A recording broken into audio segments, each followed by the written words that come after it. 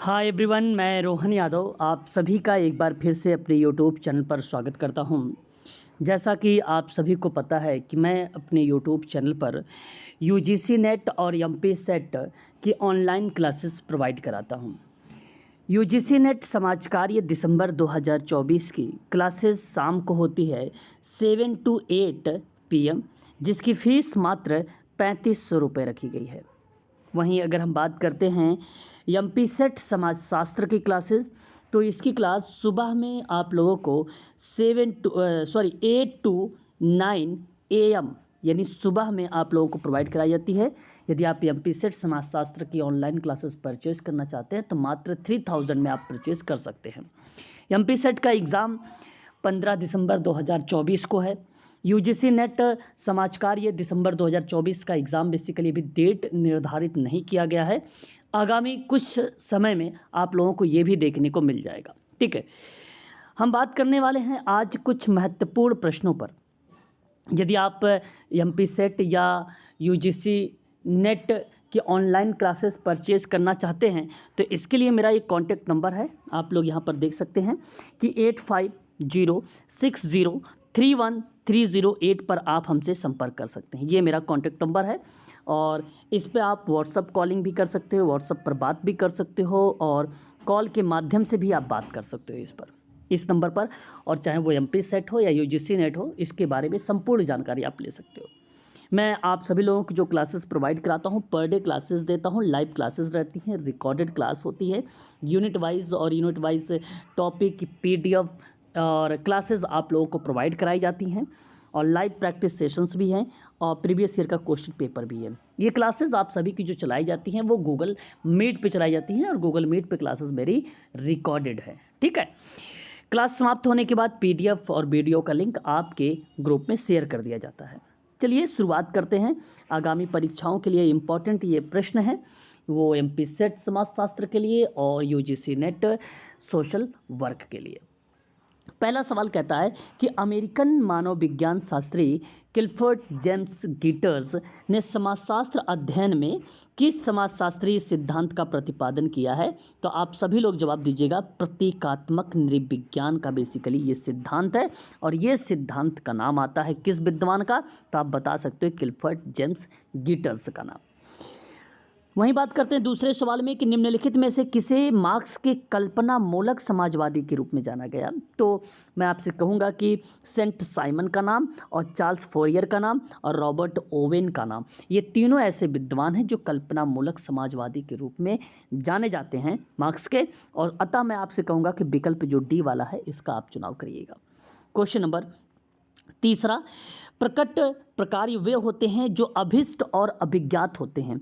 आप प्रकट प्रकार्य ना ही अभिष्ट होते हैं और ना ही अभिज्ञात होते हैं, यह कथन किस विद्वान का है? तो मैं आप सभी को बता दूं, यहाँ ऑप्शन जो जाएगा जॉनसन का नाम जाएगा, विकल्प आपका C माना जाएगा। ठीक है, वहीं बात करते हैं क्वेश्चन नंबर 4 में। क्वेश्चन नंबर 4 कहता है प्रसिद्ध स्पेनिश समाजशास्त्री मैनुअल कैस्टेल का संबंध समाजशास्त्र की किस अवधारणा से संबंध रहा है? तो क्वेश्चन नंबर 4 का विकल्प जैसे अगर हम बात करें इस सवाल में तो सूचना समाज, शहरी समाजशास्त्र और संस्कृति के समाजशास्त्र, विकल्प आपका D जो कहता है वो ये सभी। अतः मैं आप सभी लोगों से कहूँगा जो ये क्वेश्चन नंबर 4 आपके सामने प्रस्तुत हुआ है, क्वेश्चन नंबर जो 4 आपके सामने प्रस्तुत हुआ है, इस 4 का विकल्प D जाएगा, ये सभी। क्वेश्चन नंबर 5, किस भारतीय चिंतक ने समाजशास्त्र में नातेदारी व्यवस्था का सिद्धांत दिया? देखिए ये आसान सा सवाल है, 5 नंबर का मैं पढ़ा चुका भी हूँ आप लोगों से और इनमें बताया गया है कि नातेदारी का उल्लेख भौगोलिक और भाषाई दृष्टि से किया है, वो नाम आता है इरावती कर्वे का नाम। वहीं बात करते हैं क्वेश्चन नंबर 6 में। अभिकथन और कारण को लेकर भी प्रश्न बनाए जाते हैं परीक्षा में क्वेश्चन नंबर 6 में, और बनाया भी गया है कि मार्क्सवादी परस्पर निर्भरता एवं पर राष्ट्रवाद से निःसृत होने वाली साम्ययुक्त समाज व्यवस्था की संभावना के प्रति अंशयवादी है। क्या ये स्टेटमेंट आपका सही है? तो मैं आप सभी से कहूँगा कि यह बात आप सभी के पॉइंट ऑफ व्यू से, मार्क्सवादी दृष्टिकोण से, तो ये स्टेटमेंट आपका सही है। जो बेसिकली मार्क्सवादी परस्पर निर्भरता और परराष्ट्रवाद से निःसृत होने वाली साम्ययुक्त समाज व्यवस्था की संभावना के प्रति संशयवादी के रूप में जानी गई है। देखिए, इन सभी शब्दों को लेकर मैं आप लोगों को लाइव क्लासेस में सही तरीके से स्पष्टीकरण करूंगा, परंतु यहाँ पे ये सवाल देखे रहिए, इस तरीके की परीक्षाओं में एग्ज़ाम में पूछे जाते हैं प्रश्न। क्वेश्चन नंबर 6 में एक पॉइंट है कारण के रूप में, कहता है कि मार्क्सवादी विश्वास करता है कि क्रोध राज्य के प्रभावी वर्ग अपनी शक्ति का उपयोग उन प्रक्रियाओं को नियंत्रित करने में करेंगे जो यह सुनिश्चित करती है कि परस्पर निर्भरता बहुत अधिक असीमित बनी रहे और पर राष्ट्रीय संस्था व शासन पूंजीवादी व्यवस्था को पुनर्जीवित करे। विकल्प ये भी सही, यानी दोनों स्टेटमेंट करेक्ट हैं। और यहाँ मैं आप सभी से कहूँगा कि RA की व्याख्या करेगा और ध्यान दीजिएगा कोड में, तो यहाँ पे जो कोड मिल रहा है AR दोनों सही हैं तथा AR की सही व्याख्या है। विकल्प आपका पहला सही है। सामाजिक संरचना, देखिए ये UGC नेट के पॉइंट ऑफ व्यू से अगर मैं बात करूँ, ये सवाल बड़ा इम्पॉर्टेंट है UGC नेट के अगर दृष्टिकोण से देखा जाए तो। ठीक है, तो यहाँ अगर मैं आपसे बात करता हूँ क्वेश्चन नंबर 7 में, तो 7 आपसे कहता क्या है, कहता है कि सामाजिक संरचना की विशेषता बताइए। सामाजिक संरचना की विशेषता बताइए। तो सामाजिक संरचना अंतः संबंधित इकाई एवं व्यवस्थित रूप है, बात सही है। सामाजिक संरचना मूर्त होती है, नहीं, सामाजिक संरचना अमूर्त होती है, ये गलत है। सामाजिक संरचना में प्रत्येक इकाई का एक पूर्व निश्चित स्थान और पद होता है, ये बात सही है। ये तीसरा वाला पॉइंट भी आपका करेक्ट है। सामाजिक संरचना अपेक्षाकृत एक अस्थायी नहीं अस्थायी अवधारणा होती है, अतः ये भी विशेषता के रूप में अगर हम बात करें गलत है। तो यहाँ पे विशेषता में आइडेंटिफाई करना है, पहला आपका सही गया है, पहला सही गया है और तीसरा सही गया है। उसके बाद 5वां, सामाजिक संरचना अखंड व्यवस्था नहीं है, ये स्टेटमेंट सही है। सामाजिक संरचना की इकाई में एक क्रमबद्धता पाई जाती है, ये भी स्टेटमेंट सही है। तो पहला सही गया है, तीसरा सही गया है, 5वां सही गया है, 6ठा सही गया है। विकल्प में आपको ढूंढना होगा 1 3 5 6, 1 3 5 6 आप सभी लोग देख सकते हैं यहाँ पर विकल्प में दिया गया है डी वाले ऑप्शन में, ये सही है। क्वेश्चन नंबर 8 आपके सामने, संरचनाकरण सिद्धांत के संदर्भ में निम्न में से कौन सा कथन सही है। 8 आपके सामने 8 नंबर का सवाल, और आपसे कहना क्या रहा है, कहता है कि संरचनाकरण, ठीक है, कालिक आयामों को अपने विश्लेषण के केंद्र में रखने की कोशिश करता है। विकल्प सही है। इस सिद्धांत में भाषा और समाज दोनों की संरचना में पार्थक्य द्वारा अंतराल का महत्वपूर्ण स्थान होता है, ये भी पॉइंट सही है। संरचनावाद सामाजिक पुनरुत्पादन के सिद्धांत पर बल देता है, ये भी बात सही है। और उपयुक्त सभी आपका करेक्ट हो जाएगा। क्वेश्चन नंबर 9 में आपसे सवाल ये पूछा गया है कि निम्न में से कौन सा सही सम्मिलित नहीं किया गया। बाकी सारे स्टेटमेंट करेक्ट होंगे भारतीय चिंतक के दृष्टिकोण से सिद्धांतों में, लेकिन एक पॉइंट आपका यहाँ पे गलत लिखा गया है क्वेश्चन नंबर 9 में। GS घुरई मूल्यों की उत्पत्ति के सिद्धांतों पर बात नहीं करते हैं, GS घुरई जाति पर बात करते हैं। और मैं आप सभी से कहूँगा कि महात्मा गांधी जी का स्वराज सिद्धांत सही है, भीमराव अम्बेडकर का श्रमिक हितों के समर्थन की अवधारणा भी सही है, MN श्रीनिवासन का संस्कृति की अवधारणा भी सही है। आपका तीसरा विकल्प यानी सी वाला जो था ये ऑप्शन सही चला जाएगा। क्वेश्चन नंबर 10 में देखो प्रमुख समाजशास्त्री आ गए, उनकी किताबों को रिलेट कराया गया है। क्वेश्चन नंबर 10 में मैं आप सभी से कहूँगा कि इसमें दिया गया है कि आपको सम्मिलित करना है कौन सी किताब किसके द्वारा लिखी गई है, ठीक है, यहाँ पर आप आसानी से आइडेंटिफाई कर सकते हैं। ठीक है, अगर मैं आपसे बात करता हूँ माइंड सेल्फ एंड सोसाइटी 1934 में मैंने आपको पढ़ाया भी है, जॉर्ज मिड का नाम। और कार्ल मैनहीम की बात करते हैं तो स्ट्रक्चर ऑफ थिंकिंग का नाम। अल्फ्रेड सूटर्स की बात करते हैं तो the structure of the life world. और हेराल्ड गॉर्फिकेल का नाम करते हैं तो सोशोलॉजी ऑफ इंफॉर्मेशन। ये सभी सामने सामने मैच हुए हैं, अतः विकल्प आपका पहला सही चला जाएगा। क्वेश्चन नंबर 11 में प्रश्नों की व लिखित सूची जिसके माध्यम से अनुसंधानकर्ता क्षेत्र में जाकर संबंधित व्यक्तियों से मिलकर जानकारी एकत्रित करता है तो इसे कहा क्या जाता है, तो अनुसूची बोला जाता है। विकल्प आपका सी सही है, बहुत आसान सवाल था ये। क्वेश्चन नंबर 12 पर बात करते हैं समाजशास्त्र में शोध में सहायक अवलोकन के महत्व और गुणों में निम्न में से कौन शामिल नहीं किया जा सकता। समाजशास्त्र के रिसर्च में ये प्रश्न बनाया गया है क्वेश्चन नंबर 12 को लेकर। तो आप ये कह सकते हो कि मानवीय प्रक्रिया मानवीय क्रियाओं का प्रत्यक्ष अध्ययन शामिल है। घटनाओं और तत्कालिक अध्ययन भी इसमें शामिल है। इसमें पूछा है कौन सा शामिल नहीं होगा। विस्तृत विवरण और समग्रात्मक अध्ययन में सहायक होना। तो समाजशास्त्र के शोध में सहायक अवलोकन के महत्व और गुण में कौन सा चीज़ शामिल नहीं होगा, मैं बताता हूँ आपको। ये आपका इनप्रोडक्ट में से कोई नहीं, विकल्प डी लगाइए, बाकी सभी के सभी स्टेटमेंट शामिल रहेंगे 12 में। क्वेश्चन नंबर 13 कहता है किसी वस्तु, प्रघटना एवं तथ्यों के बारे में किया गया अमूर्त निरीक्षण को क्या कहा गया है या क्या कहा जाता है, जिसके माध्यम से अनुसंधान में निकाले गए, ठीक है, निष्कर्षों को प्रकट किया जाता है। विकल्प आपका पहला होगा अवधारणा। क्वेश्चन नंबर 14 किसी घटना का स्वतंत्र और निष्पक्ष रूप से अध्ययन करने की क्षमता या भावना वस्तुनिष्ठता की प्राप्ति के निम्न में से कौन से साधन हो सकते हैं। आप सभी लोग जवाब दीजिएगा कि सांख्यिकी माप भी, दैव निर्देशन का प्रयोग भी, अनुसूची का प्रयोग भी। विकल्प आपका डी सही हो जाएगा। क्वेश्चन नंबर बात करेंगे 15 नंबर का सवाल, निम्न में से किस विद्वान ने अपनी पुस्तक लिखी थी परंपरा को एक संचार की प्रक्रिया के रूप में समझाया है। क्वेश्चन नंबर 15 में तो आप सभी लोग कह सकते हैं प्रोफेसर जिन्सबर्ग या गिन्सबर्ग का नाम आता है। क्वेश्चन नंबर 16 कहता है कि इनमें से असत्य की आइडेंटिफाई करना है। किसकी आइडेंटिफाई करना है? गलत का हमें आइडेंटिफाई करना है क्वेश्चन नंबर 16 में। तो मैं आप सबसे कहूँगा कि सामाजिक अनुसंधान का में मुख्य रूप से अनेक विधियों को अपनाते हैं जिसमें प्रमुख सामाजिक गणना होती है। जरूरी ये नहीं, यही पहला ही गलत जवाब हो जाएगा। ए ऑप्शन आपका यहाँ पे सही हो जाएगा। क्वेश्चन नंबर 17 में आपसे यहाँ सवाल पूछा गया है कि अवलोकन के प्रकार के आधार पर, तो क्षेत्र अवलोकन बेसिकली नियंत्रित और स्वाभाविक परिस्थितियों पर होता है। प्रयोगशाला अवलोकन बेसिकली नियंत्रित और आर्टिफिशियल दशाओं पर होता है। व्यवस्थित अवलोकन वैज्ञानिक विधि के रूप में होता है और सामान्य अवलोकन प्रतिदिन की जीवन की सूचना की प्राप्ति के लिए होता है। तो आप देख सकते हैं पहला का 2, दूसरे का 4, पहले का 2, दूसरे का 4। आप आसानी से आइडेंटिफाई कर सकते हो कि यहाँ पर विकल्प जो गया है वो पहला सही गया है।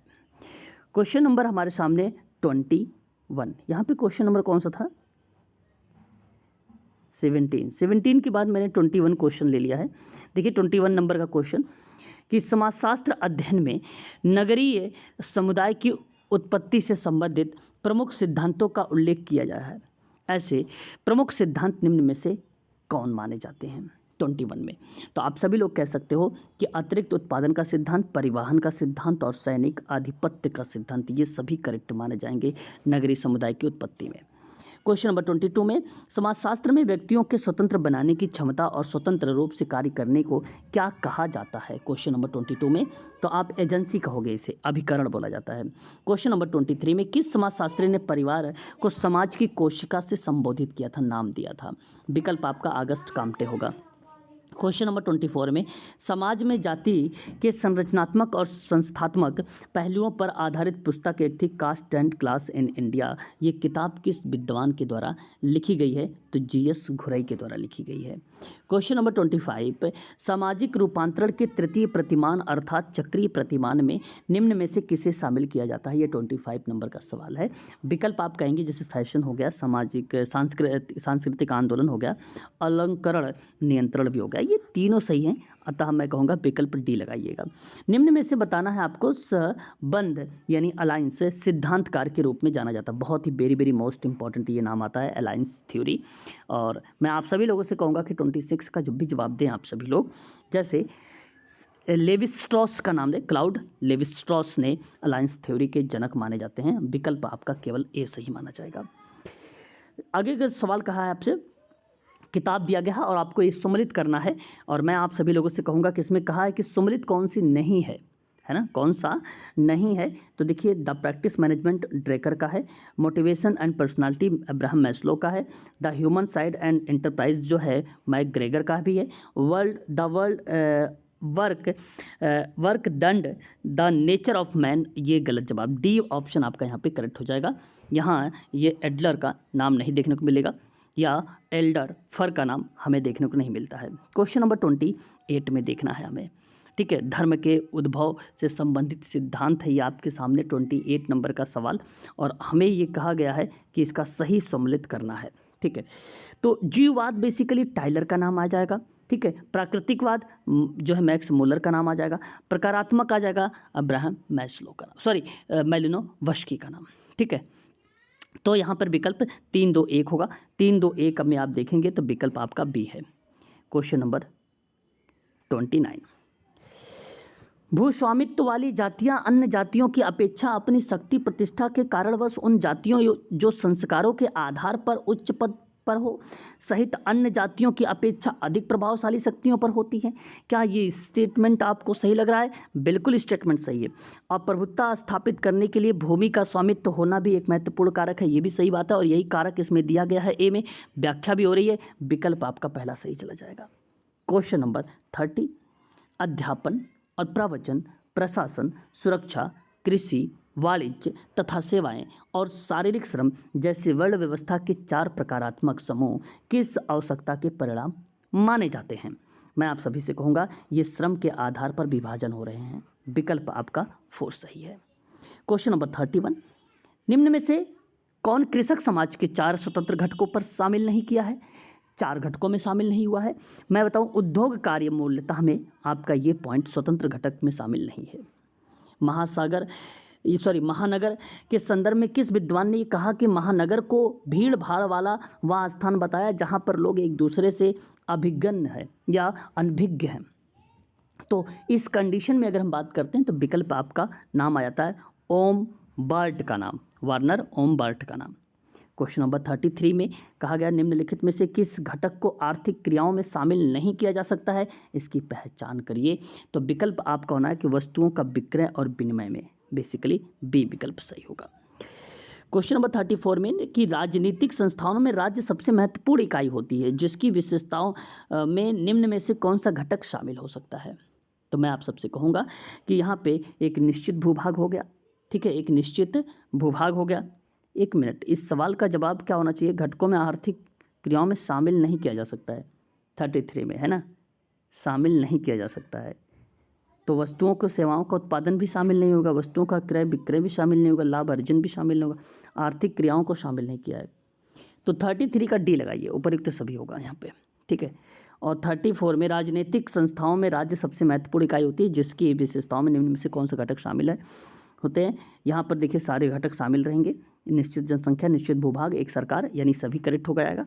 और 35 में डेविड ओसबर्न और टेड गैबलर द्वारा वर्गीकृत सुशासन के आधार पर बताना है कौन सा शामिल नहीं हुआ 35 में? आप कहिएगा गैर प्रतिस्पर्धी सरकार, सी ऑप्शन आपका सही हो जाएगा।